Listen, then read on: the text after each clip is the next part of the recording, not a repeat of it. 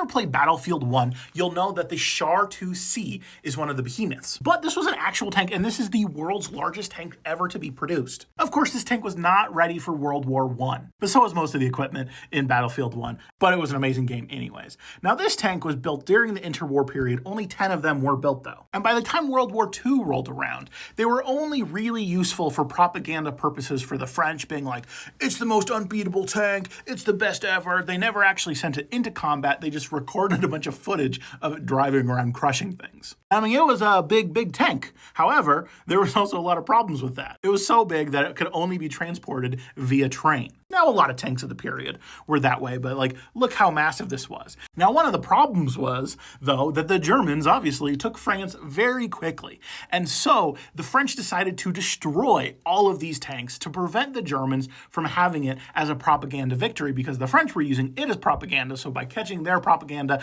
double propaganda. With that, this video is demonetized. Anyways, one of them, though, survived well enough from being destroyed that the Germans were able to capture it, bring it back to Germany, and then display it. Now, after that, we're unsure exactly what happened. There's a lot of people believe that the Soviets found it and took it and then have just kept it secretly this whole time, or maybe dismantled it at some other point. The Russians have never admitted to having it, at the very least, though.